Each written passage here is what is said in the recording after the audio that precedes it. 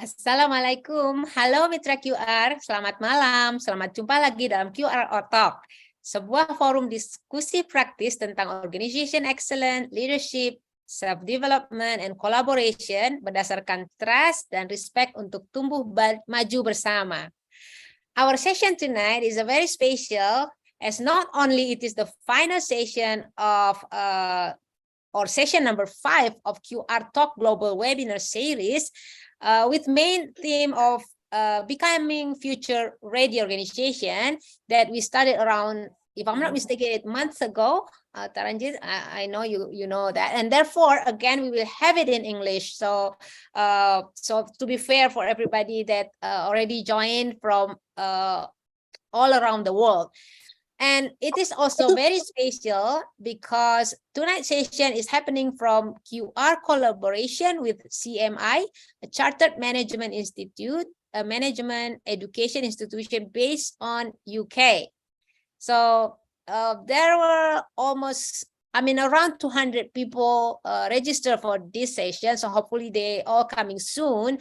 So they come from all around the world, like Indonesia, of course, US, UK, Turkey, Singapore, Hong Kong, Australia, Africa, and many other countries. So welcome to you all. All right, so I'm Nurleli Susetiyo from Quality Resources Coaching as your host tonight.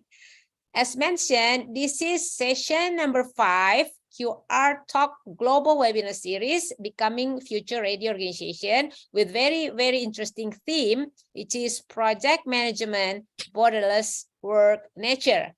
As you all now, you now understand that we have discussed some great topics on this webinar series about how to be future ready, from how to embrace new way of work, how to prepare for the future, what are the future competencies and skills, and also hottest phenomenon of gig economy.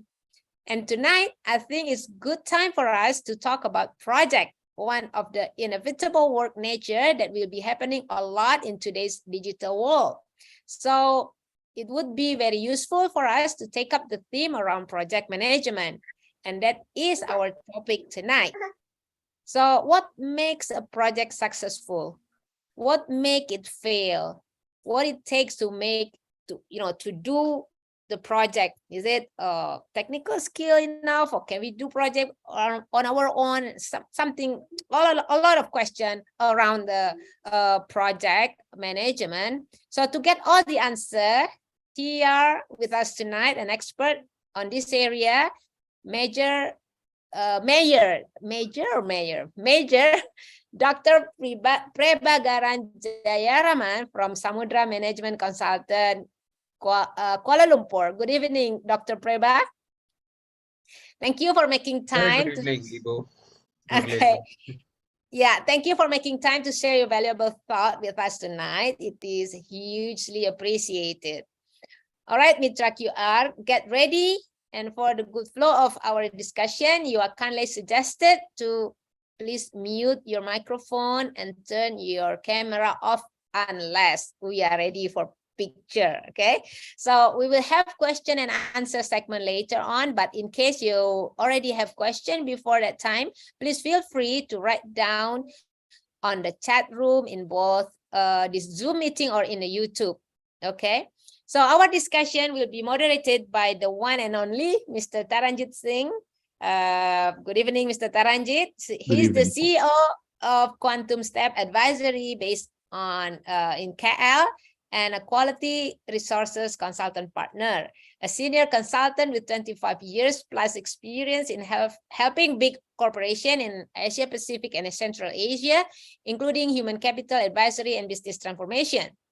Taranjit also an ICF certified master coach with more than 5,000 hours coaching, I believe, and is the chair of the regional board Malaysia of Chartered Management Institute, UK.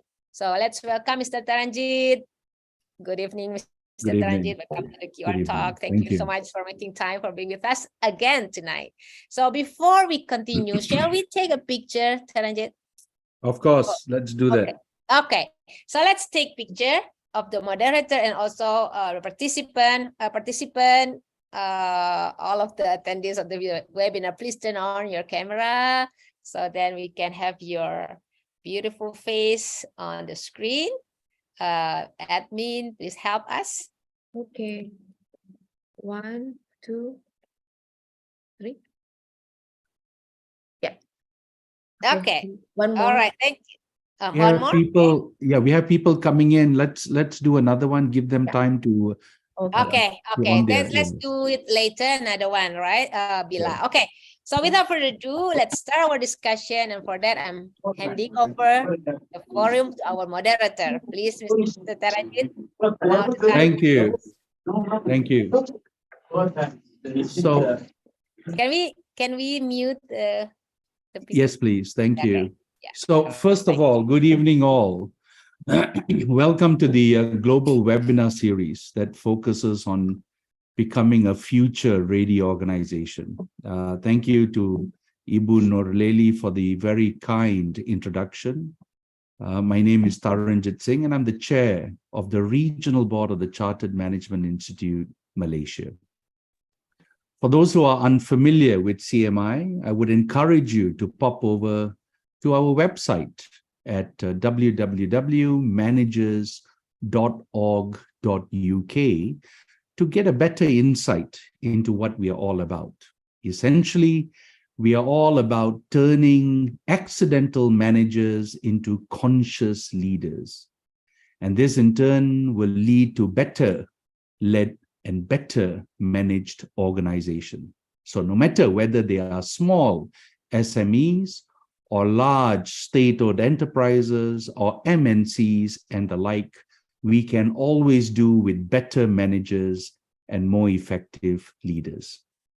Once again, I'm delighted to be here to moderate today's very relevant session entitled Project Management, a Borderless Work Environment or a Work Nature. From my experience over the last 27 years in the consulting side, having worked, having managed and led some of the most complex transformation engagements at a global level, two key components, I believe, are always critical.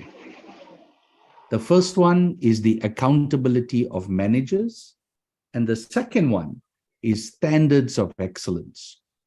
Now, both are absolutely critical and crucial to deliver the outcomes required of the team, of the organization that we are working for, and for the project that we are on, no matter how large or how small the project. The area of project management is much talked about. It's referred to a whole lot. It's highlighted in many meetings, and I'm sure you are more than familiar with this as being critical for the success of engagements. And more importantly, and we will hear this from Dr. Prabha in due course, there are a variety of schools or institutes that focus on its importance, its relevance, and its methodologies. Despite all of this, I often find myself asking the following questions. If this is so important, ladies and gentlemen, why is it that so many projects do not meet the outcomes that they start out with? Why is that the case? Do leaders and managers actually understand what project management is all about, let alone how effectively one can manage a project? The third question that I think about is, what are some of the key factors that one needs to consider when looking at this exciting area of project management? Are there themes that we can pick up from a regional or global experience in this regard? And lastly, does it really make a difference if we were to manage projects in different geos, for example, Malaysia or Indonesia or the UK or wherever you may come from? Is there a significant difference in this regard? Now, to better assist us in understanding this simple yet paradoxically complex area of project management, we have two distinguished members on our panel today. They will share their thoughts And in doing so, I hope they will answer the several questions that I've raised before we even started. And I'm sure we will have more questions from the participants over the course of the next 1 hour. First up, we have Ibu Nurleli. She has introduced herself earlier, but I think it behooves me to do the right thing this evening. She is the MD of Quality Resources, who is incidentally also the host of today's webinar series.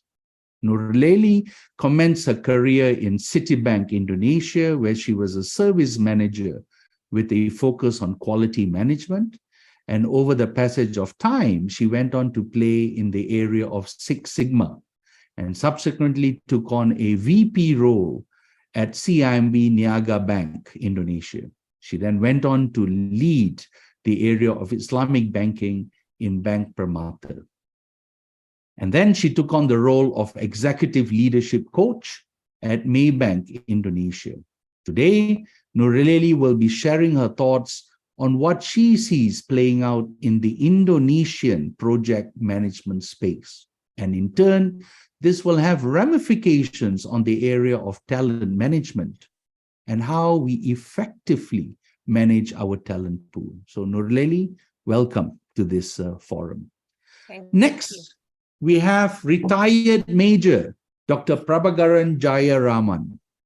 Now, formerly in the Royal Malaysian Navy and having managed some of the most complex projects related to the construction of warships. Now, that's amazing, and I hope he will share his innermost secrets in this regard over the course of the next 1 hour. Dr. Prabha has hands-on experience as a project manager in a truly global environment. His professional qualifications include a PhD, a PMP, and the like, but it is also certainly useful to that his belief in emotional quotient and cultural intelligence are also critical skills that he feels are required to survive and thrive as an effective project manager. Prabha is a lifelong learner and is an adjunct lecturer with several universities and is the founder and CEO of Samudra Management Consultants, a leading talent development solution provider here in Malaysia. It is also with great pleasure that I introduce Dr. Prabha as an active board member of CMI Malaysia, and it's such an honor to have him on the board with me in this regard. Now, with the introductions done, I would like to start by getting Dr. Prabha to the table to share his thoughts as to what exactly is this area of project management. Let's have an understanding of what this concept means before we go to the next level of getting to the depth around it. Dr. Prabha, over to you, sir.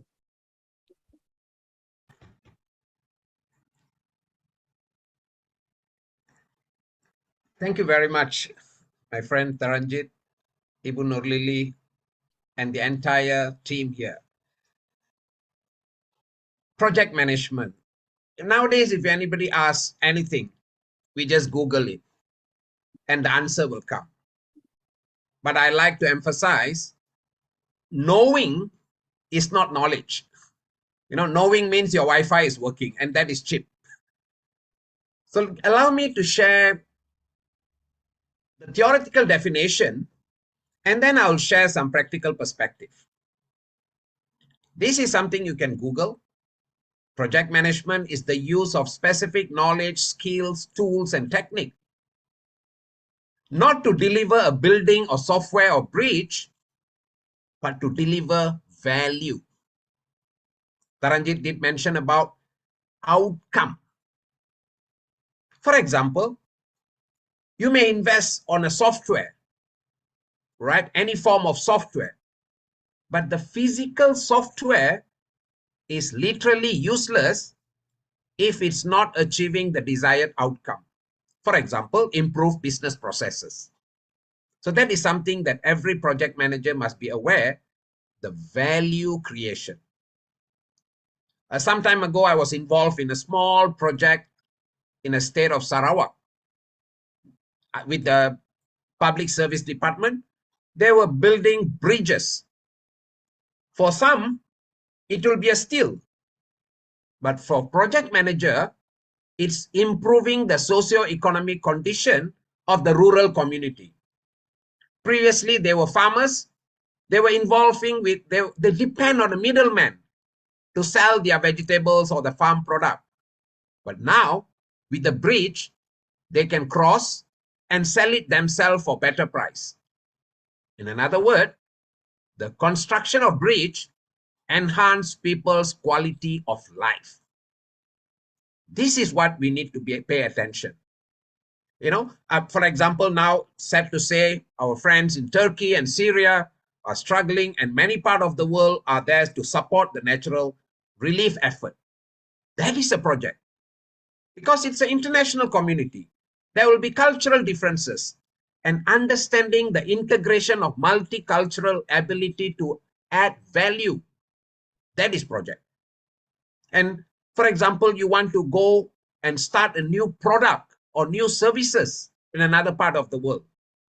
Ability to understand. For example, I was involved in a project management training in Malaysia for a company who is doing motorcycle. My project team were all engineers. There was one gentleman. I asked him, what's your qualification? He said, I'm a psychologist. What is a psychologist doing in this project? Then he said, my role is to understand the psychographic of the buyer, the design, the color, etc., etc. That means the human factors, the cultural factors, the psychological factors influence the success of the project. So in summary, Taranjit, the ability to use specific knowledge, skills, tools. Of course, like you mentioned, any profession is governed by standard of excellence, professional body. Something very sad is, if you want to become a bus driver, if you want to drive a bus, almost in any part of the world, you need to have a license. But do you realize there are millions of project managers worldwide, including government projects, have no clue or no certificate about project management? I hope this will create an awareness. If you want to be a project manager, be aware. Like what Taranjit said, for CMI, what we do is we help accidental managers to be conscious leaders. In PMI, Project Management Institute, what we do is subject matter expert to be project managers. So the idea is we need to have awareness. Project management is not common sense. For example, you may be an amazing civil engineer, but because you are an amazing civil engineer does not make you a qualified civil engineering project manager. You may understand the engineering part of it very, very well, but how about contract? How about dealing with customers? How about dealing with community? How about communication? How about negotiation? How about risk management, etc., etc., etc.? So let's have the awareness. Project management is a professional body, and there are guidelines, there are professional standards. I must admit, I'm from PMI, Project Management Institute, but there are many other professional bodies who are equally good or could be more relevant in your country. Optimize that. And one last thing, if I may conclude. Recently, my favorite musician, A.R. Rahman, came to Malaysia. Those of you who are familiar with Bollywood, or you may know him, yeah? But I'm not talking about music here. Imagine you have 10 Beethovens, 10 amazing musicians. If you let them play their music, geniuses, without a conductor, what we create is noise. The project manager is like a conductor who are integrating multiple resources to create the beautiful symphony in projects to achieve the desired outcome. So in summary, project management is tools, techniques, global best practices. in order to achieve the desired outcome.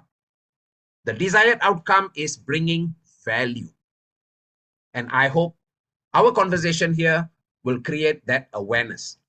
Thank you very much, Taranjit. Back to you. Very nice. Very nice. Thank you. So Dr. Prabha, on that note, let me take it one step further. Very nice, succinct definition. Not all of us play in large, complex, cross-border projects. Many of us are SMEs. We are running our own businesses. We are running our own kadais, like we say. What are your thoughts around how does this matter, if at all, to these smaller businesses? Does it matter? Definitely, definitely, right? Assuming, like you said, kadai means for our friends is a small shop. Yes. Assuming you want to start a small shop, first of all, you need to know who is the customer, who are buying, what are the type of resources you need, what is the cost breakdown structure for your material, for your other services, for your man hours, and how do you deliver value to your potential client? When are you going to get the return of investment? If you don't have that idea, there's a lot of hard-working people who are still struggling in their poverty line. Project management skills can help them. I understand the small, medium enterprise may not have the skill. I think that's what government agencies, academic institutions, non-governmental organizations, besides supporting them physically with money, resources, I think we should equip them with the skill. And we have involved from my previous organization as part of CSR to help small enterprise. It's definitely relevant to everybody. Good. Okay. Very good. Nurleli, may I come back to you? So having heard this from Dr. Prabha, how can this be effectively translated into norms of behavior? Simply because as a project manager, there are certain things that we have to do. It needs to be done as part of that box ticking, so to say. What are your thoughts from your experience? How can we effectively do this? Well, based on my experience, the project management specific, or I would say spatial skills that really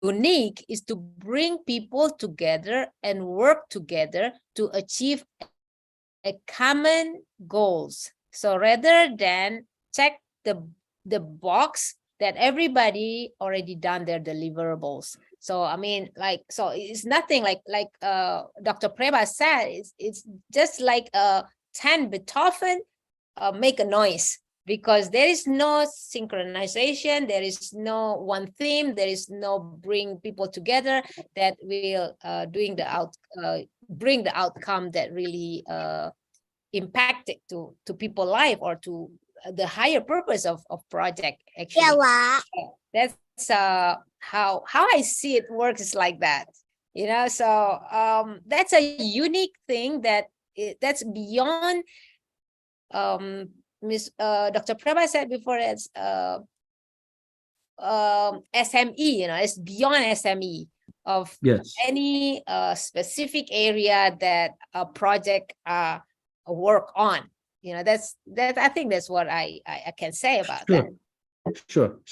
Got it. So if I were to ask you from an Indonesian context, is there any thoughts that you may share with us, which then says there are certain things that we need to look at uniquely depending on the geo-specificity that we are looking at? Any thoughts there, Nurleli? Yeah, sure.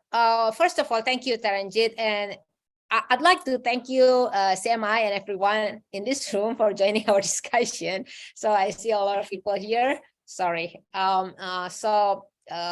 Great. Thank you for everybody. And especially thank you to Dr. Preba.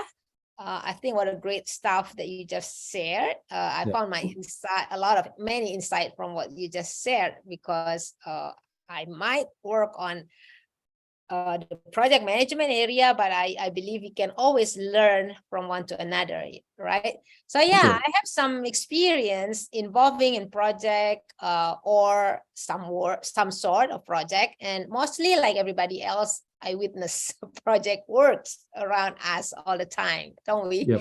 So most of the time we are not aware about them, but once in a while when the project becomes the topic of everybody's conversation, then we put more attention to it, and only then we may learn something from it. I believe project manager not supposed to have that kind of attitude, so they have to really look at the project really in a very detailed way. So Bila, can you project my slide, please? So in related to Dr. Preba's sharing, and to answer Taranjit's question, what is, like some sort of playing out in Indonesia that I can share and we can learn from that. Yeah, I learned some facts in some projects here in Indonesia and how unique it handled, and in any given scale, whether at corporate level or personal level or society level or even national level, I have experienced and witnessed some well-managed project and some, well, should have been better, you know what I mean? So we can discuss a few sample here, and I think we better focus on Indonesian public knowledge project so that you can relate easily. Nothing secret, it's all in major news channel. So Yep. Please take note here, Taranjit. So please remind me, it is purely for learning purpose based on Absolutely. my take, Absolutely. based on my That's it. take on the matter. Yeah, So absolutely.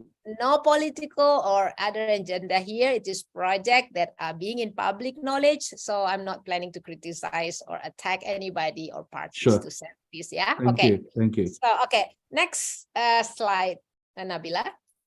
So this is the example that how a unique approach can determine how the project end up, or how the result of the project.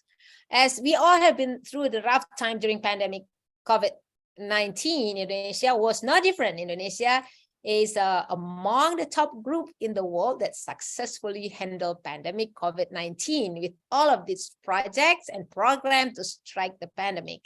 And make Indonesia a safe place to conduct the 7th Global Platform for Disaster Risk Reduction conference on May 2020, such a big face-to-face conference.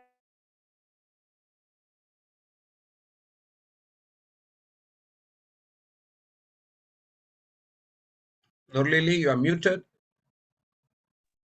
Okay, can you hear me now? So where was I? Hello? Can you hear me? Yes, we can. Please go ahead. Yes. Okay. So as I mentioned, Indonesia is among the top country in the world that successfully handled pandemic COVID-19 with all of its project and program that, to strike pandemic actually, and make Indonesia a safe place to conduct such a big conference for GPDRR on May 2022. Such a big face-to-face conference with over 2,000 people sign up to attend.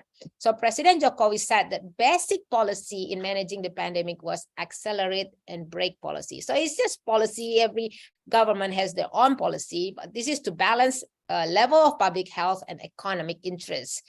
How they lockdown and a semi-lockdown and open, but it's like take turn, you know what I mean? So it's not just one time lockdown and then open and never lockdown again.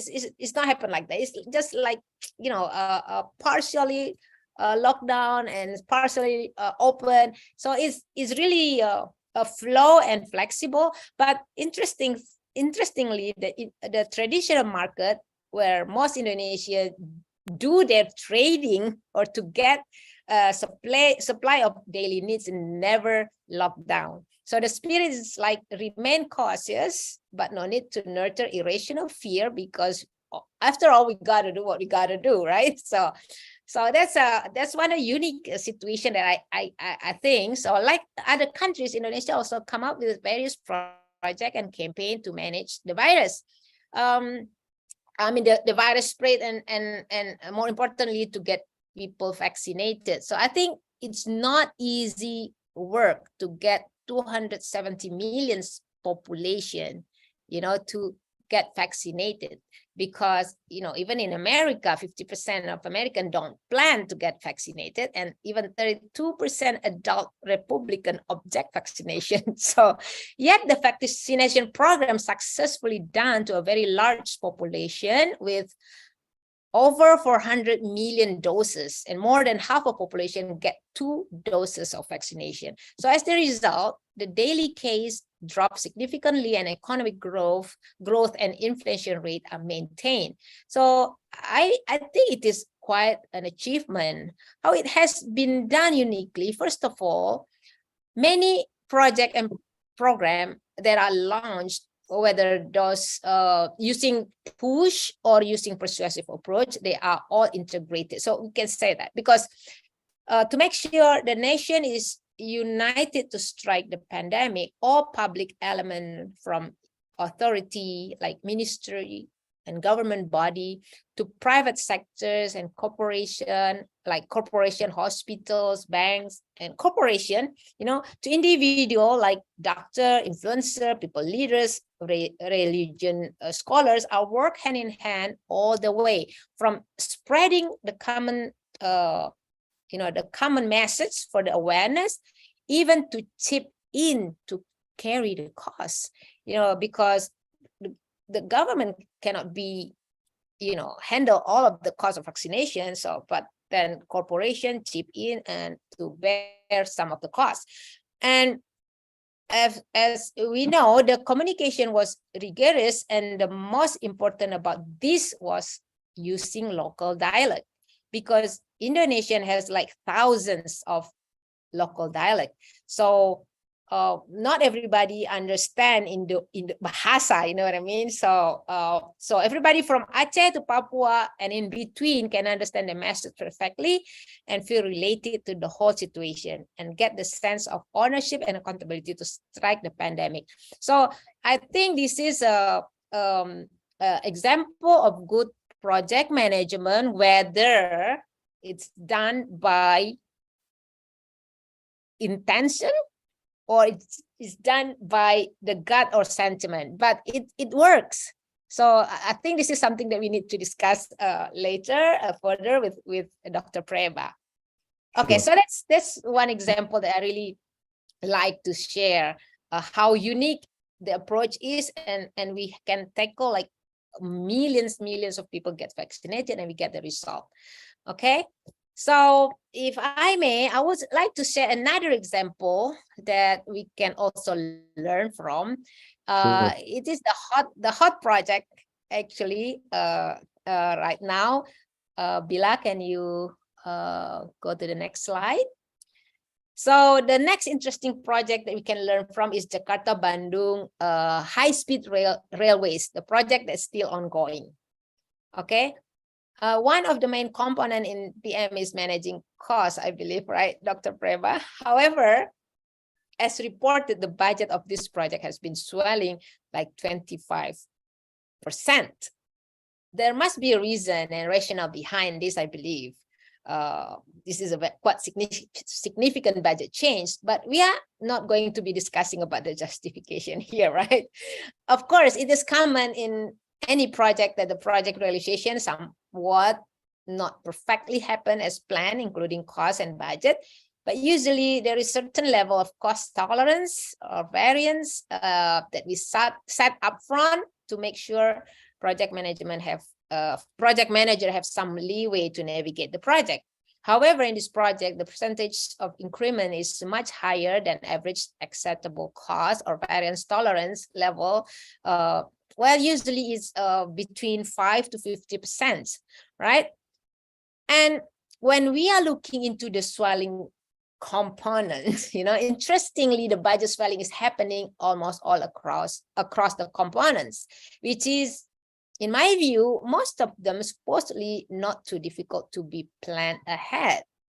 So, for example, the biggest contributor to the change are first from the change of costs, like labor, material goods, which almost 30% higher than stated in contract, right? And second, from financing costs, which is interest rate actually on the loan, in this case to China Development Bank, it contributes more than 25% to the budget swelling. Other components like taxes, public facility relocation costs, compensation for takeover land, and utility supply, etc.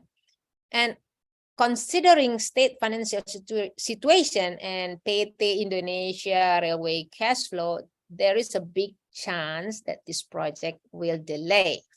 Again, project time is one of, a key component in project management. So there must be something that the project manager or the project can be managed better. So I like to have discussion later about this with Dr. Preba. So that's an example that I have now to share. If I still have time, I can say another project, but if not, I just go right to my I think this is fine. The last slide. Okay, so I go to the last slide, and Nabila, please skip the next slide and go to the last slide. So this is the learning that I get from observing, from witnessing, from understanding the project is like that, but not just that. So what I learned for these 3 examples, at least a couple of points or 2 examples in this case. First, obviously, meticulous project planning is very crucial, where in this stage, all critical factors that will contribute to the project success must meticulously be taken into consideration and put on the project definition worksheet or whatever the project initial. So fail to do this will resulting to great disadvantage such as budget shortage, unnecessary social conflict, and delay. Delays not only cost material but also on people morale, project sentiment, I believe. And secondly, communication is key factor to whether we have a smooth, fully supported project or project that have a lot of turmoil and conflict to deal with. As I learned, it is very important to speak the people language to communicate, because this way to make people understand and to be understood so they can feel relate and give a sense of ownership to support the project to success. And at the end of the day, it is always people that will make it happen or not, right? So I saw more than enough project managers fail to do this. And unquestionably, they have all of the technical skill, like Dr. Preba mentioned before, of managing, like work. Yet oftentimes they end up only able to come up with the deliverables, but not really the outcome that benefit people. Third, I think it's integrations, because the successful program must have integrated project like Indonesian project on striking pandemic, because all project and program are integrated, given to the if you know the Peduli Lindungi, is all like all the record or the people get vaccinated or get COVID, so it's all there. So it's make the difference. So I guess everybody familiar how we get a lot of experience in the road, how many works that just finished one utility and another utility start next day or something like that. So that's something that are very, very important. So so now the question is, how can we now incorporate this into how we work? So I will stop here and looking forward for interesting discussion. Thank you. Thank you, Nurleli. I think, and I'm just looking at some of the chat comments. There's some very nice comments being made by Natalie Thomas. In addition to what you've talked about, she went on to say, look, as a project manager, you need to be also responsible for a variety of things. And it's in the chat box. Feel free to have a look at that. You're not only looking at crisis management, but you're also looking at the environment and making sure that you have a feel of HR and R&D. And many times, those people who plan are not necessarily those people who execute. And sitting down in the office planning it will only take you so far, because the devil is in the details when you go out there to actually execute it. And then all these different things come up. But you know what? The guys who planned it have already left. Yeah. And so as far as they are concerned, halas, it's done. I've moved along and it's left with the other guys. So I thoroughly like what Natalie has stated here. She talked also around things where we're talking about the HR skills. As a project manager or a leader or a project director, the ability to manage the nuances becomes absolutely critical. Because without the project team members, if they suddenly go off on a huff, we don't have a project team. How do we then manage this? And it is at this point in time, I would like to come to Dr. Prabha. So Dr. Prabha, having heard what Nurleli has mentioned, earlier you talked about cultural nuances. I love that. And I would love to hear, and I'm sure others around the table would like to hear this too. From your experiences, how do you effectively manage these cultural nuances, the emotional intelligence, and the skills that are required in this regard? Dr. Prabha? Sure. Thank you very much, Taranjit. Before we talk about the cultural dimension, let me share some thoughts from what Ibu Nurleli was talking about. For example, a 270 million population vaccinated while maintaining 5% economic growth and maintaining the inflation at 3.5%. That is simply amazing. So what it means is, when there is a will, there is a skill. There is an ability to do it. So it's not about lack of skills, yeah? And one thing that I like to emphasize while you're talking about the different skill set, later I will share about a project that I'm passionate about. Half of my career was in that warship building project. But when we were starting the project, our leaders engaged financial consultants. And this was before the 1997 global economic crisis. The wisdom of the financial consultant, they decided the payment term in dual currency, Ringgit Malaysia, and there's no euro that time, Deutschmark, because our technology partner were Germans. As a naive technical specialist, I thought that's a waste of time. Why are you complicating life? What is that to do with dual currency? But when the economic crisis hit, we realized the wisdom of the financial experts. The message I'm trying to tell here, my friends, project requires multi-skills, different expertise. HR, finance, supply chain, corporate communication, branding experts, wide range of subject.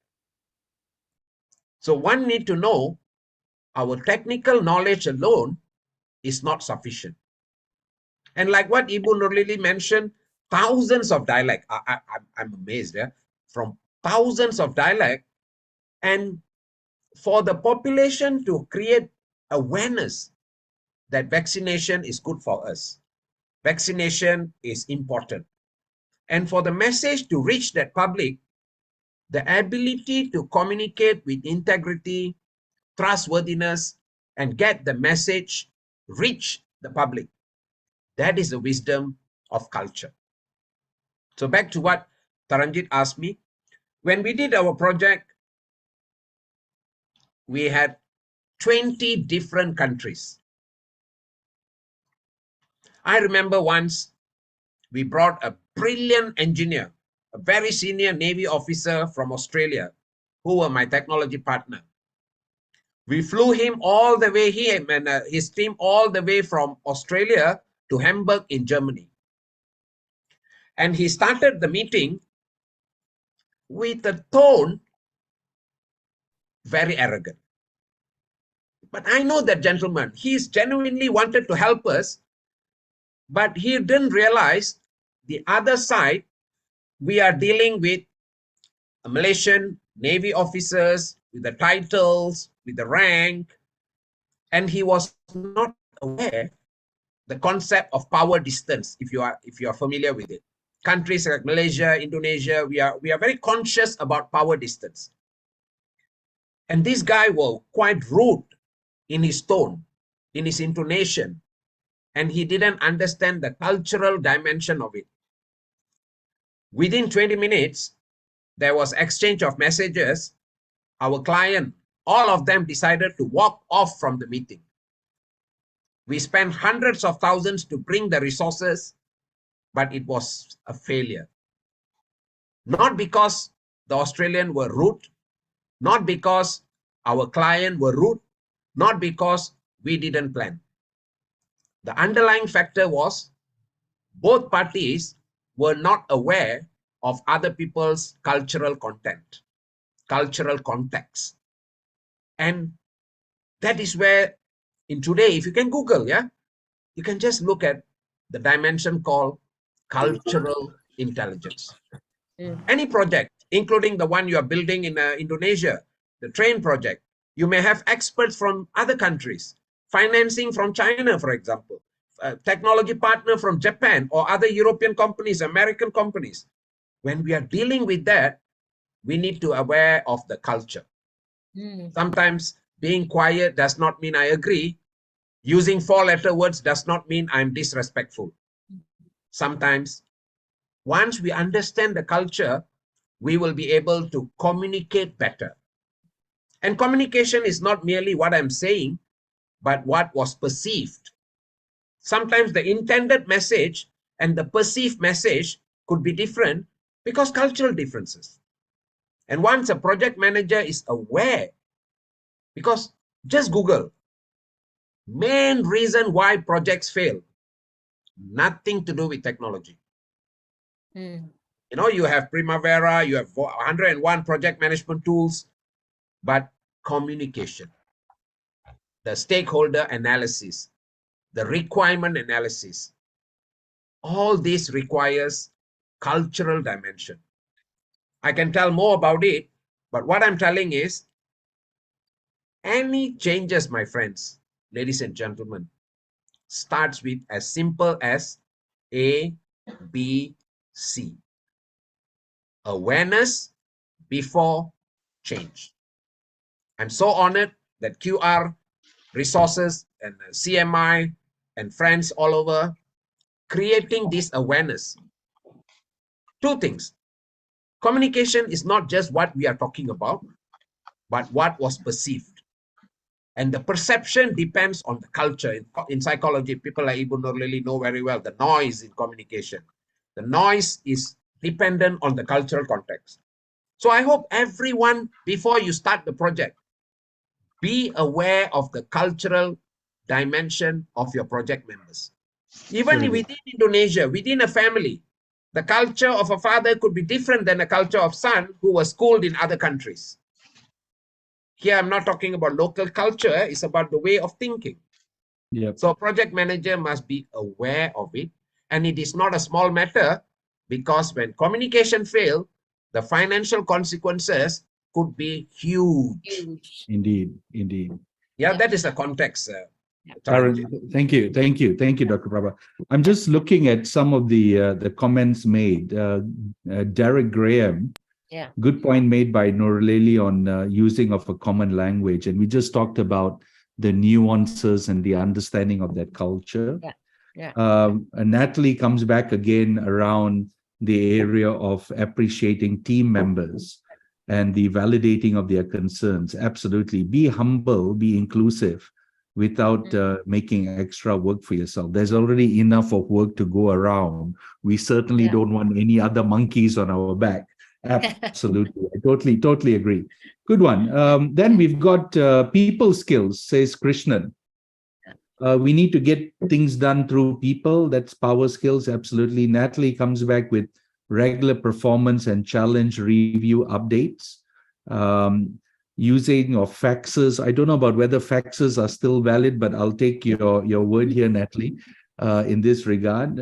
Dr. Kishanjit, without the right common mindset, the methods to bridge the cultural gap successfully in terms of the outcomes would be more difficult. Absolutely. So allow us now to lift the game. We've heard about what was happening in Malaysia with one of the naval yards. We talked about what was happening in Indonesia. Let's lift this to a regional level. For those especially working cross-border, and I think this will be quite exciting here. What are some of the execution gaps, Dr. Prabha, that may play out? You've talked about cultural, you've talked about communication. Is there anything else that may play out to effectively drive project success, especially when we talk cross-border? Oh, you've got slides. I love it how you got the slides ready for this. Excellent. Well done. I mean, I'm not particularly recommending any books, yeah. Just coincidentally, I like this work, but it can be for anything. I remember a story. They said, if a group of sheep is led by a lion, the sheep will start behaving like a lion. But if a group of lions is led by the sheep, lions will start behaving like sheep. Something for us to remember. Any project, the success of the project, you may have an amazing project managers. I remember, with due respect, some of the board members in one of my previous company. We had combat system designers, brilliant guys. They were briefing about strategic and design consideration. One guy who is holding a very high position, and we know he was a former banker, with a very loud voice, he is belittling the design engineers, subject matter experts. You know, it's a kind of insulting them. That is not leadership, yeah? That's gangsterism. All right? We don't need gangsters to lead a country or lead a project or lead anything. Let gangsters do their job. Projects focus on outcome. So besides the technical knowledge of the project managers, and I like to emphasize the technical knowledge, including human resource, the human factors, cultural competencies, communication, always remember what is generally perceived as soft skills are the hardest. Soft skills, yeah, are the hardest. What are the soft skills? Yeah, the human factors, inspiring people, creating meaning, common goals, directing, conflict management, negotiation, problem solving, creativity, innovation. All these sometimes perceived as a soft skill. I hope all of us remember that is hard to achieve and could be critical success factor for any projects. So one of the key factors, whether it's regional, local, international, leaders must be humble enough to be aware that they may don't know something. You know? So when you hire a project manager, when you hire a specialist, when you hire leaders, expert in different fields, I humbly request leaders must learn to say, I don't know, and ask for advice. And I hope the ability to say, please advise is what a skill that a leader has. They don't need to have all the answers. Like Steve Jobs famously said, he hired expert for them to do the job, not for him Yeah. to tell them what to do. Yeah, well played. Right? So that is something that I like to emphasize, and you don't need to know all the answers, right? So that's where you utilize resources. And in today's world, there's such thing called reverse mentoring. Taranjit, Ibu Nurleli, when we went to school, the subjects like data science may not be in the syllabus. The subject like diversity, equity, inclusion may not be in the syllabus. The subject like environment, social, governance may not be in the syllabus. So if I am leading a company, a fresh graduate who is equivalent to my daughter's age could be my coach, my mentor, to educate me about data science, for example, the power of social media, for example. I don't even know how to post Instagram properly. Somebody who graduated yesterday may be my coach. Yep. So all I'm telling is, if you want a project to be successful, depends on leadership. And a good leader, especially in a complex or even small project, must have the humility and awareness that they may not know. So when you hire either consultant or team members, use their expertise. Well done. Create what Google says, psychologically safe environment. Let me emphasize here, my friends, some of you may be familiar with Aristotle project. If you're not familiar, Google for Google's project. Aristotle is a project by Google, like one of the participants mentioned, the power of teamwork, for example. Yep. Project is an integrated, interdependent activities. So you need team. For you to create a cohesive working team, the environment must be psychologically safe. Google hired professionals, sociologists, psychologists, data scientists to identify the factors that create an environment which is safe for team to work. And it is known as psychological safety. Nice. So if any of you are leaders here, Ibu Nurleli mentioned Mayor Prabha. I'm not a mayor yet. I'm a retired major. But if I become a mayor, I will be focusing on creating an environment where people are comfortable to raise their hand and say, Prabha, you are wrong because A, B, C. Nice. I should have the humility to listen. So Very I think good. that is among the things that I would like to emphasize, the power of project leadership, and our role is to inspire. And one last thing, if I may share, many people think the successful of a project is the development, the building, the infrastructure. I hope you realize sometimes development develops developers. Development develop developers. Well said. All right. Sometimes there could be a lot of big buildings, but the quality of life around the people around the building could be tougher. You know, you put a huge building, the cost of living go higher. So thousands or millions of poor people, their life become more difficult for the benefit of few rich people. That is not development. Yeah. Well I said.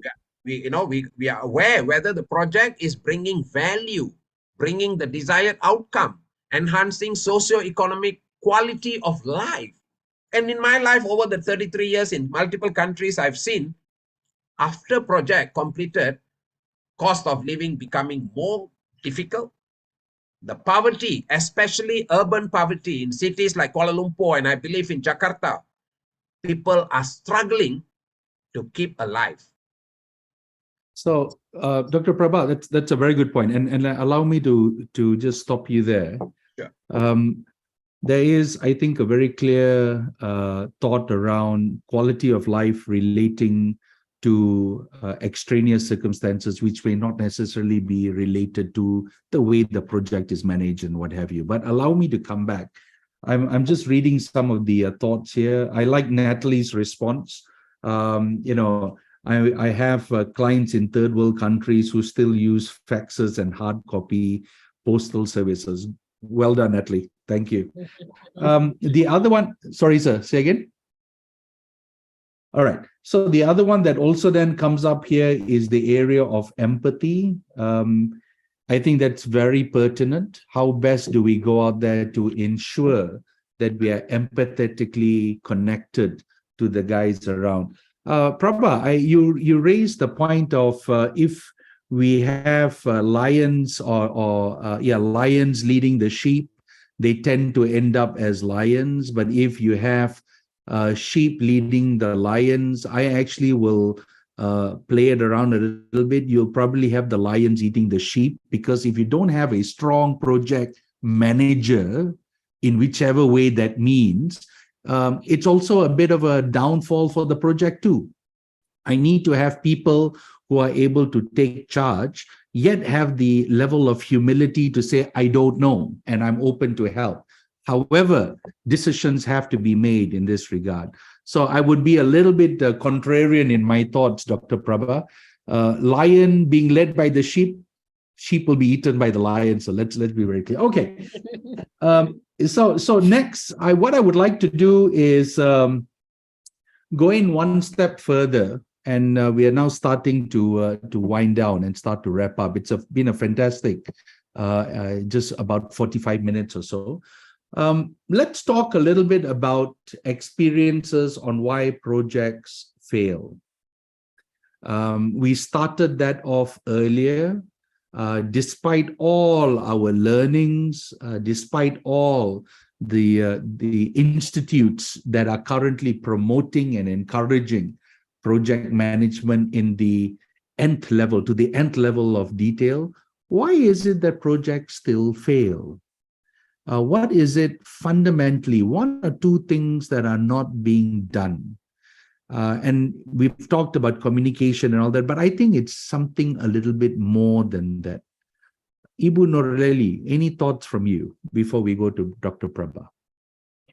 Well, listening, I hope I'm not on mute. Okay, listening to what Dr. Prabha just shares, I can relate a lot with that, and I cannot agree more. Because as a project manager, we have to. I remember my coach said that we have to have the interpersonal skill and also architectural skill. Yes. So most of project managers, they don't have any issue with the architectural, which is the process flow, the technical aspect of the project management.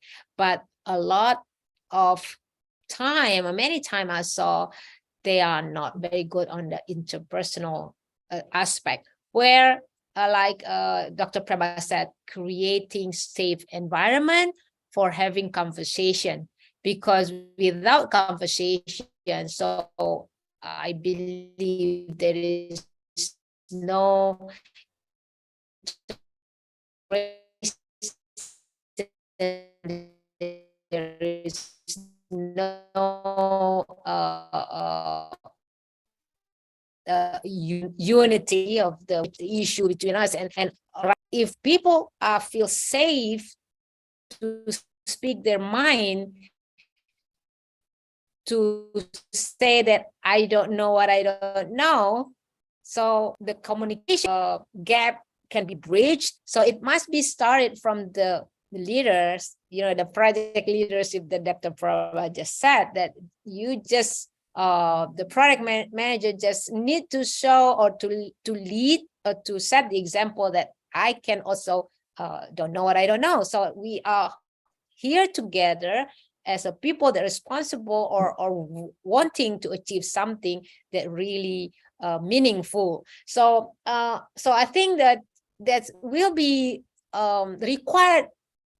There is no rocket science about that. It's like just respect, and also the vulnerability, and also positive, that everybody know something better than I do, and I might know something that better than anybody else. So let's just have a conversation, and then so we do it. So I saw, especially in corporation, where the project management skills is not embedded in the organization, so they get people from external doing the job, like 3 months, 6 months, 12 months work, people that don't have time maybe to understand the culture and to understand the people perception, the spoken and unspoken language that they can unity on that. So that's, I saw a lot of, oftentimes the key factor that make the project fail is, I'm not talking about the deliverables. Deliverables is there, but the outcome of the project is just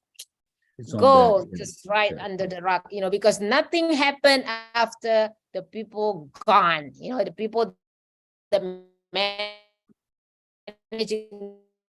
the project gone. So that's my ad. Okay, thank you. Good. Thank you, Nurleli. Dr. Prabha, any thoughts from you as to why projects would fail? Maybe one or two reasons, fundamental reasons. Let me share a slide here. Right. There could be many reasons for projects fail. Of course, you can Google for that. Yeah. Poor requirement definitions. Sometimes they send, let's say you are doing a rural project, somebody from Jakarta or Kuala Lumpur, somebody who studied in Harvard or Cambridge, if they want to understand the requirement of the rural folks, they can't even understand the language. Yep. Let's say poverty eradication project. These guys have never been experienced what poverty means.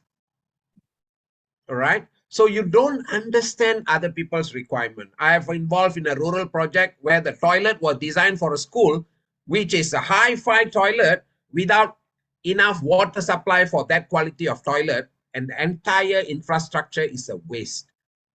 So you can Google for all this, yeah. But some time ago, I was invited to talk about projects, managing trouble project in Singapore. And the client is very demanding. After I sent my CV and all that, they wanted to interview me. So they say, Prabha, what experience you have? I showed them this newspaper article.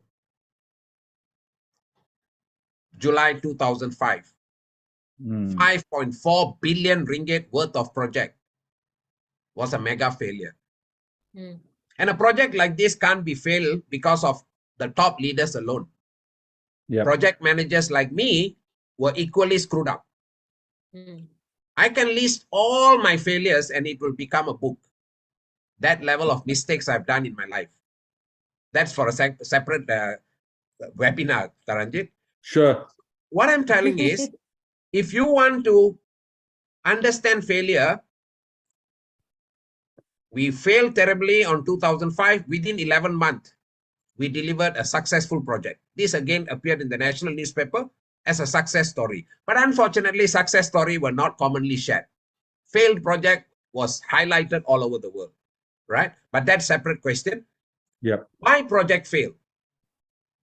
In my early days in the Army, I had the privilege of going to America for a training in San Antonio, Texas.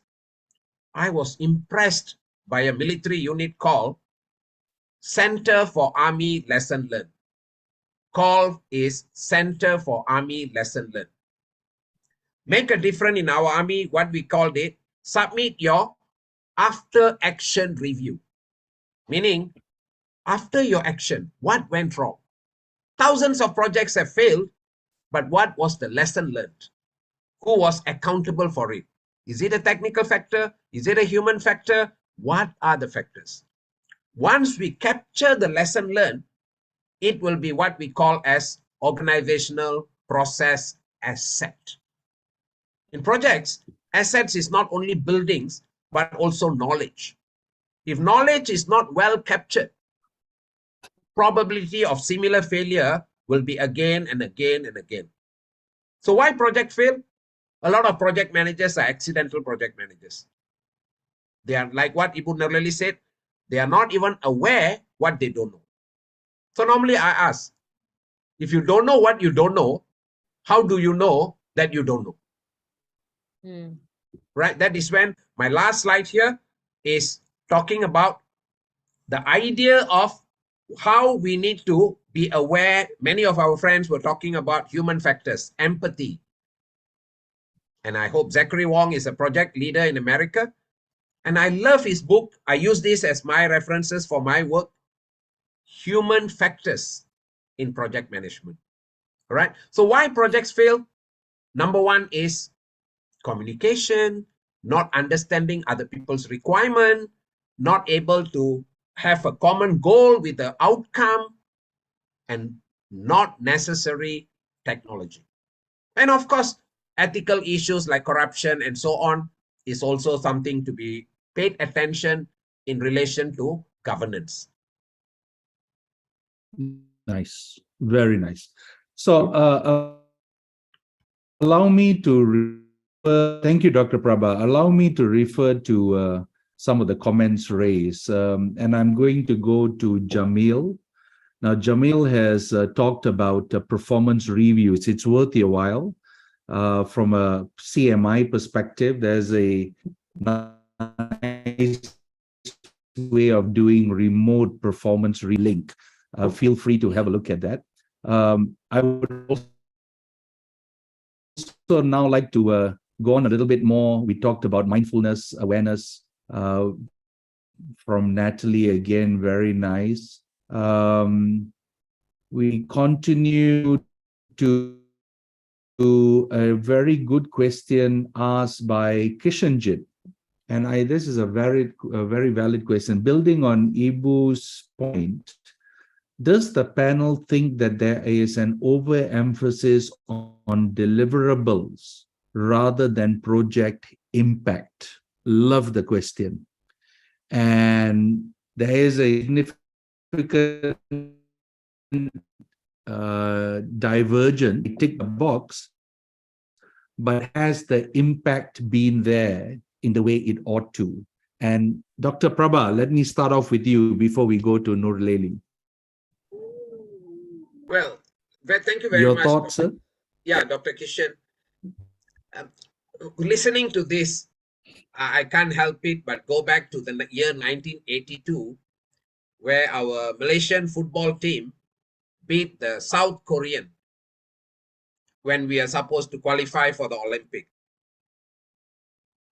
In 2018, I was watching a football game in London. South Korean beat German 2-1. And Malaysia was 155 in FIFA ranking. Over the last, with due respect, like all of us, we love our country, but facts remains. We built a lot of stadiums. We had a lot of professional players. We brought coaches, yet performance dropped. So yes, it is very true. Sometimes we get excited with buildings, highways, tallest building in the world, largest flag in the world, but without realizing the impact. So this is where I think in projects, we always measure what we call as critical success factors. When the public is aware, they won't be excited with building alone. They may be asking, what is the cost of the building? What is the return of investment because of this? When am I going to get back the money? What is the benefit to the social impact of the people? What is the impact to ease of doing business? How this project is helping foreign direct investment? How it creates employment? This kind of question only come when the community is well aware and educated. Otherwise, they will be excited by tallest building in the world and selling few toys and make it a souvenir and make people believe that this is project. Thank you very much, Dr. Kishan. Brilliant question. And a t-shirt. Nurleli, Ibu Nurleli, what are your views on this? Yeah. Well, similar, I guess. I saw in many scales, in national scales, government scales, in corporation scales, they always have an outcome statement. But I see that we still a lot of focus on, well, the actions speak louder, that we really a lot of focus to check the box. We don't really, for example, like we want to build as many roadway as possible, but we fail to calculate the return on investment because at the end of the day, we want to grow the economy by having all of that road, the transportation become easy, but how much we need it that can have the impact or the outcomes that we really want at the end of the day, because otherwise it's just a waste of money that not really give the result to what we want to achieve. That's first. And in corporation level, I saw a lot of the, you know, even the top level that get the project going, you know, they agenda is to check the box that I've done this, so we have a blueprint. So this is my legacy. It's not really, I don't care whether it's people will go through the blueprint to make the life better, to get the result better, to have the better impact on people. And when I done my contract as a CEO, so I have legacy, the blueprint, but I don't really, you know, after that, it's not my, so that kind of thing happened. And I don't know why though, but yes, I would answer that and I don't know whether we intentionally or aware about that, but yes, our actions spoke louder, that we put so much emphasis on the deliverables rather than the outcomes. That's will be from me, Taranjit. Hello, Taranjit, are you there?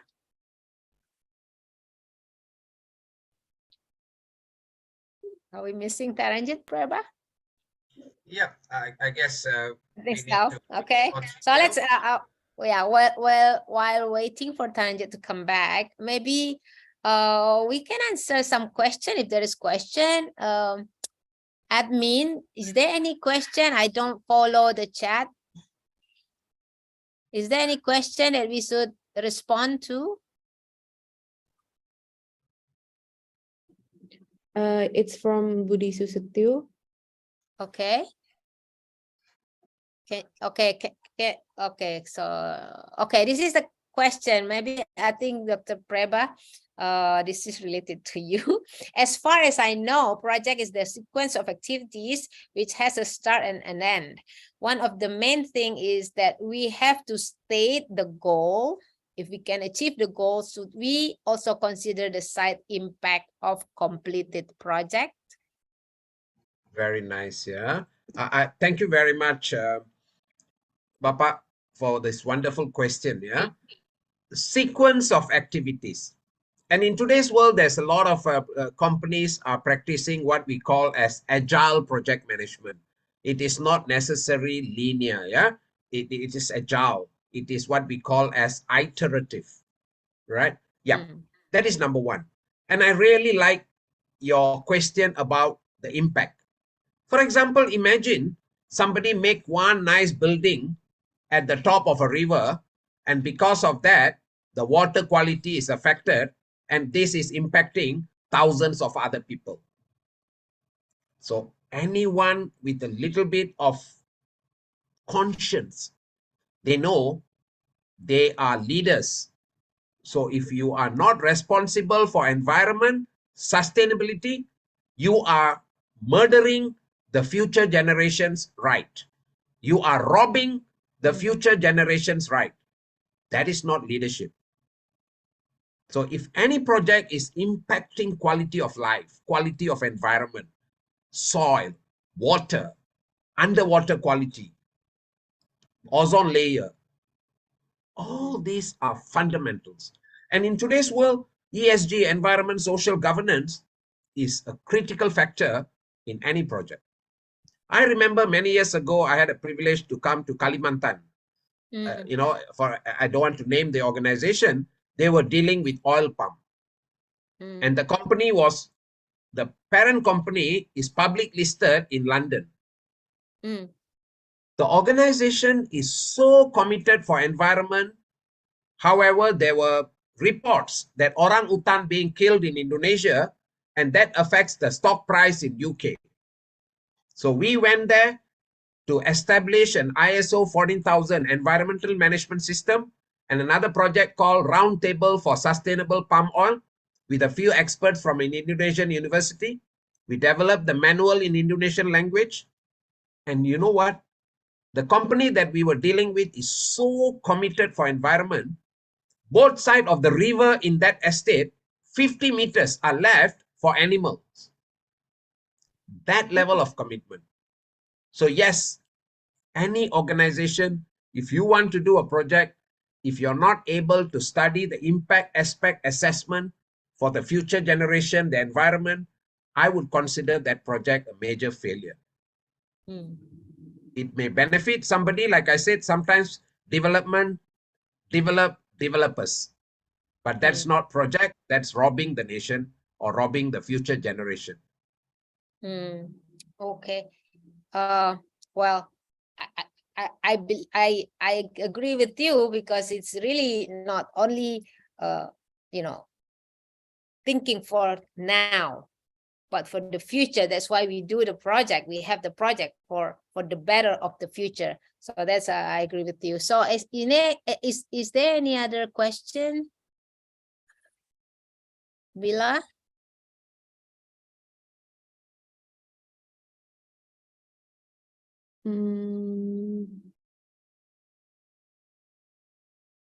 Okay, if there is no question, I get some message from Taranjit.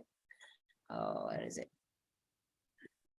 I think we just need to close the session with the closing point, maybe the wrap up, Preba. I think we have 6 minutes left. So is there, how to wrap it up? What message that you want to give to the audience about this, the key message? Sure.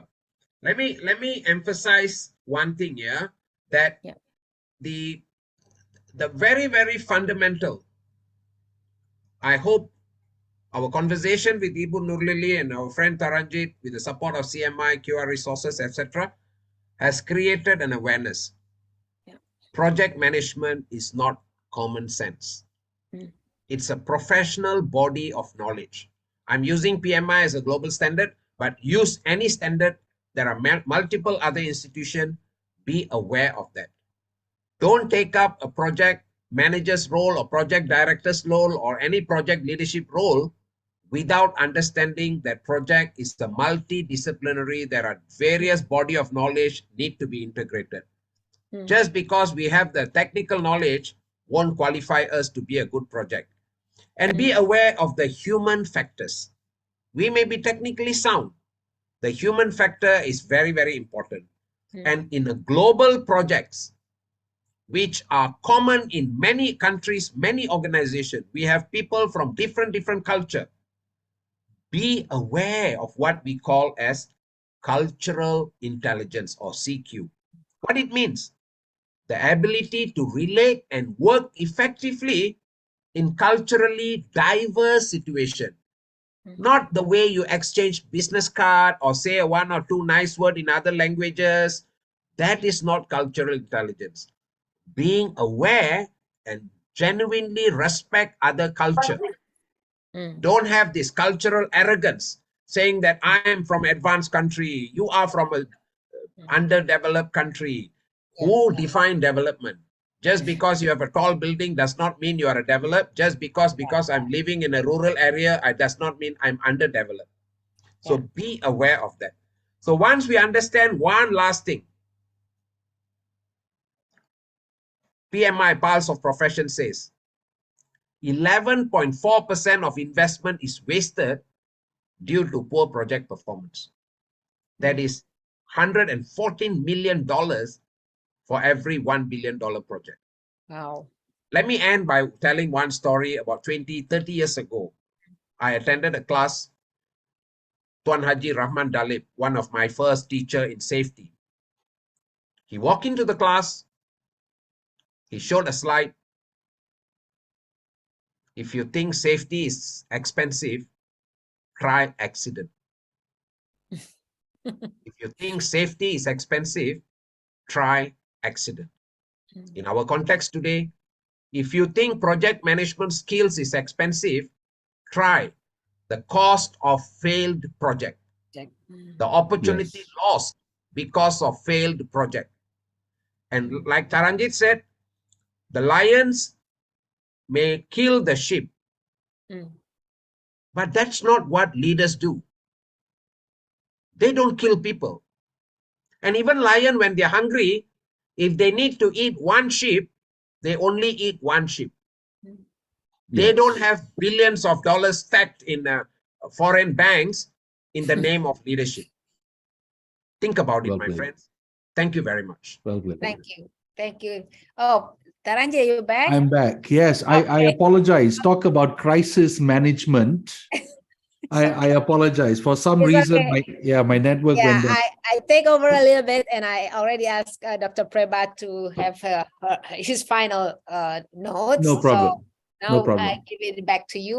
Thank We you. only have 2 minutes left. That's fine. And so allow me very quickly. And I apologize once again for dropping out. It was a technical glitch on my end. But very quickly, allow me to thank you. I would like to thank you all for coming in and participating in this session. It's an amazing session just listening to the 2 individuals around the table. We've got some very, very nice feedback from the participants, Natalie, Krishnan, Dr. Kishanjit, Jamil, all coming in and providing thoughts. Good questions being raised. I think for me personally, there are 2 things that I would like to end with. And one of them is what I started out with earlier. I think the world that we are living in today requires tremendous sense of accountability.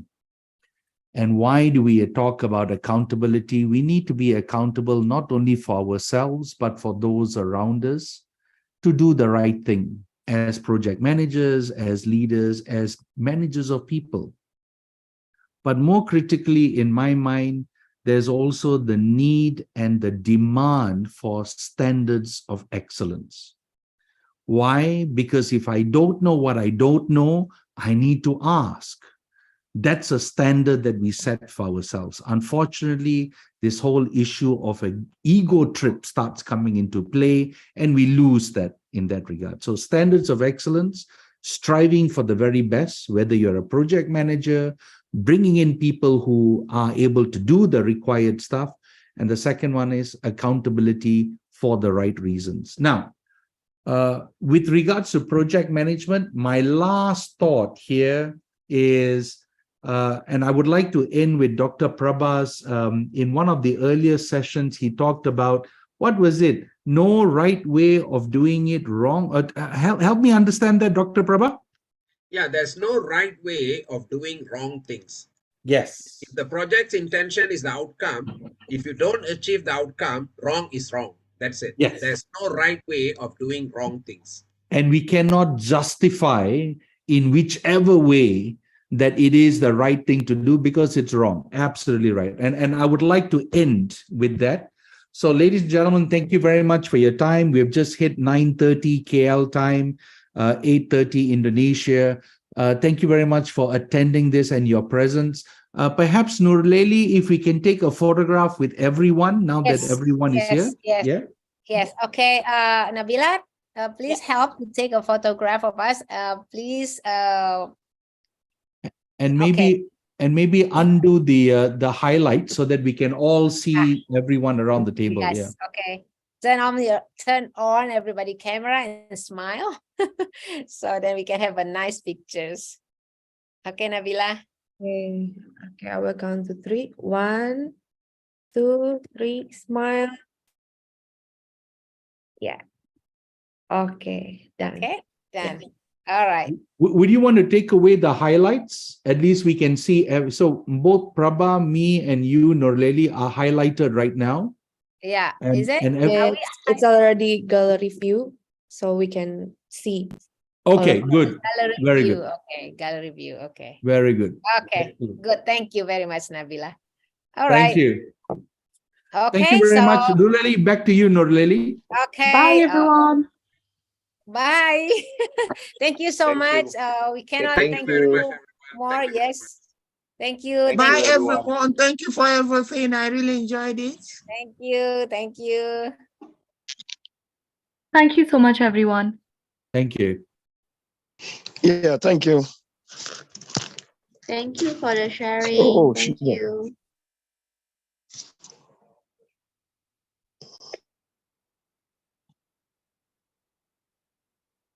Yeah, please, can you show the last slide before this one, please? Which one? Yeah, the Or one, the ones the immediate with the one for this one. details. Yes, the ones with the details, Nurleli. Yeah, there we go. Yeah. Yeah. Yeah.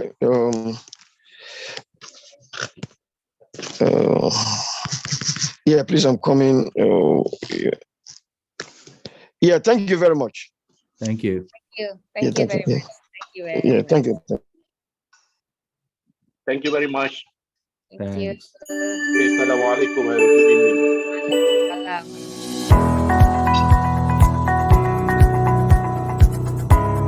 Thank you, Dr. Preba. Thank you, Taranjit. Very good session. I really enjoyed it.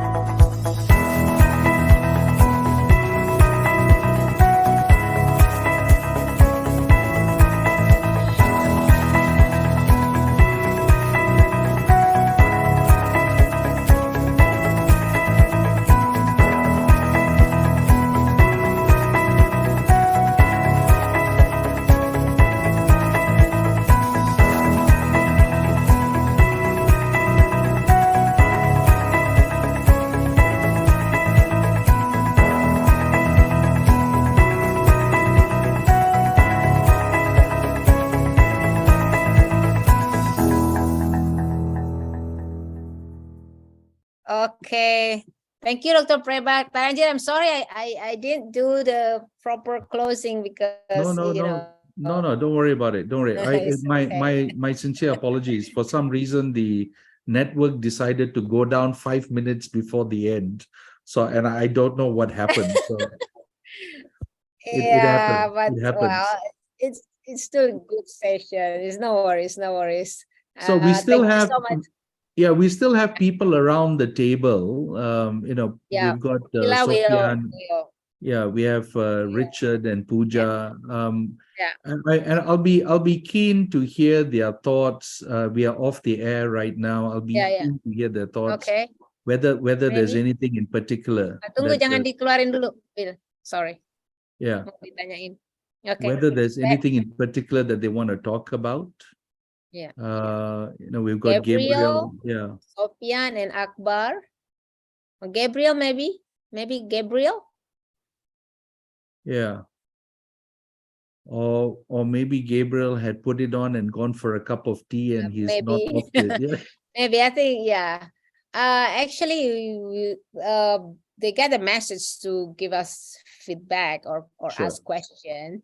Hopefully, they fill it in and then Sure. we get something lah. Very good. Once again, it's very, very good sharing, Dr. Preba and Taranjit. You amazing to moderate the conversation. Applause. So Thank you. I believe it's a very good conversation and people get a lot of advantage and benefit from that. So Gabriel, you want to say something? Gabriel No. is still here. No? No, You it wanna looks ask like looks like he's a bit shy. Dr. Prabha, what are your views? How did you feel it go? Yeah, I mean, I think as far as 1 hour plus, it creates some awareness. It creates some understanding. I think that one is amazing. A good balance of questions from you, sharing from Ibu Nurleli from the Indonesian context. You see the message is when we started there were about 60 people. Yeah. Up to the last minute there were almost 57 people. Yeah. So 95% or more stayed until the end. That is More. an indicator. Almost all of them stay. Yeah, until almost the- all. Yeah, Yes. that is an indicator of a good webinar.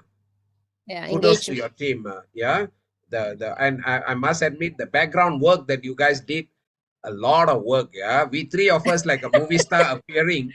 The people behind the scene, they've been doing a lot of work. Yeah, thank you very much for that. Yep. Yeah, Yeah, thank you. I thoroughly enjoyed it. Well done. Thank well you. done. Yeah. Thank you. And That's very true. That creating awareness is what we can achieve in the 1 hour webinar. So that's if 50 of them raise the awareness about the project management, so that's excellent. Yeah. Even I always have this rule, even when I can touch one soul, I'm happy because I changed somebody's life, you know. well said. Very well said. Yeah. If I So, may say, if all right. So, yes, sir. sorry, Taranjit. I was telling, it's nice to explore a follow-up, out of 100 over people who registered. Maybe you want to explore kind of a paid project purely for commitment purposes and say, let's say project leadership or project risk management or human factors in projects, something associated with this. And perhaps you want to tell, the government or the authorities on that awareness. No, during that kind of thing, we can introduce, for example, CMI. How do you create a professionalism in management? Yeah. Because a lot of people get promoted for their future job based on their past knowledge. Correct. Yeah. Diego Maradona, for example, a legendary football player, individual contributor. Yeah. But when he became a manager, I mean, rest in peace, he's a legend. But as a manager, he failed miserably. Yep. So maybe you want to explore that, Ibu Nurleli, because people Yes. may be interested to know, even one or two or small group of people, if we can create that awareness. And how do we facilitate the process? Either we or anyone else. There are many other service providers, but as long as they have that awareness that you cannot acquire skill by attending 1 or 2 hours webinar. I agree. So, Leli, I'm thinking, and Prabha has raised a very good point. Maybe another session may well be around the methodologies that are applied, the tools that are used, and the type of templates and checklists that can be applied for these type of projects. As small as an SME to as large as an MNC, depending. Those principles are the same. And my thinking is perhaps, and I'm just thinking out aloud, we could actually lift the game here by having this, and the next one could be a paid 1.5-day session. Where we could have it either online or you could fly over or whatever the deal may be, but the takeaway there would be a toolkit of sorts. And between us, there's enough of knowledge around the table to talk about what these toolkits need to look like, whether it be communication, whether it be project review, blah, blah, blah, blah, blah, whatever the deal is. This is general for the general managers. It's not particularly for project management, right? No. So my thinking is twofold. Project management, we have heard, and I believe we talk a lot about it, but I think we don't really understand. So I was involved in a project like Malaysian Airlines, 21,000 people, 50 countries. And I had to run all of them in. So they were individual projects, but coming up to the larger thing where we are now culling people out. How do you manage that?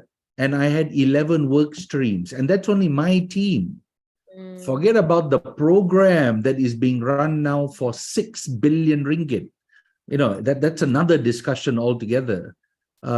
What about the closure of old co, setting up of new co? And this is all public domain documents. So I'm not telling anything which is private and confidential.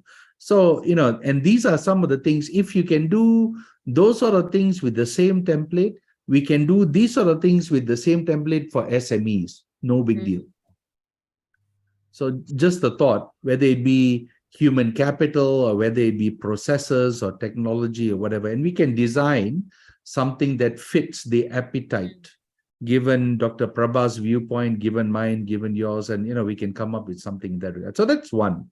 But I think more importantly here would also be the takeaways from the participants. Yeah. How did they view it? What was their feedback? I would love to get some feedback from you as well when they come back with their in-game. Yeah. And I will get feedback from Jamil. Jamil was, as you're aware, he's the core coordinator from the CMI side. So within about 2 or 3 days, I'll get feedback from him as to how he felt it went. Yeah. So yeah, good. I was pleased. I personally had a great time. As always, I enjoyed it. I enjoyed the flow. I enjoyed the we are playing tennis.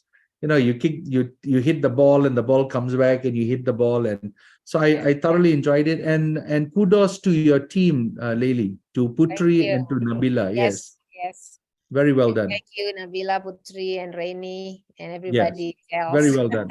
Very well done. Well done. Yeah, the work that they've done there is good. So yeah, very well done. So unless there's anything else, it's hitting close to 10 o'clock our side. Dr. Prabha is yawning away.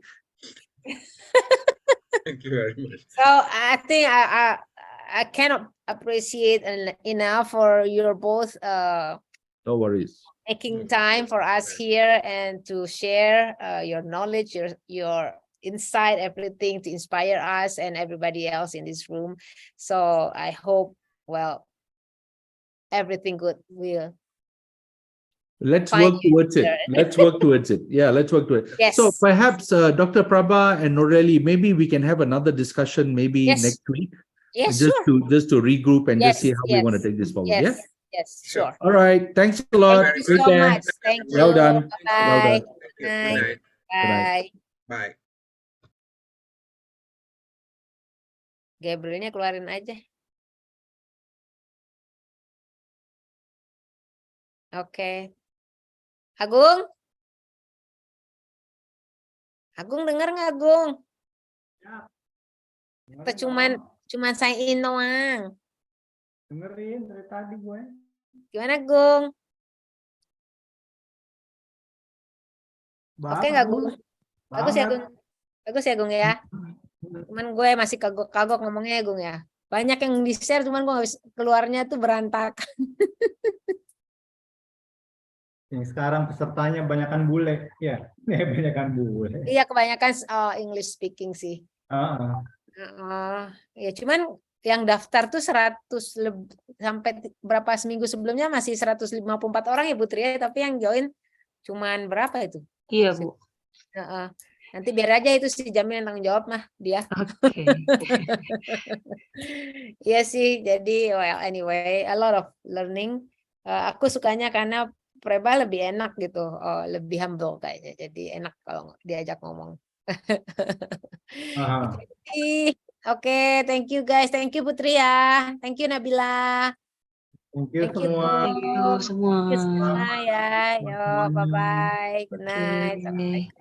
Waalaikumsalam.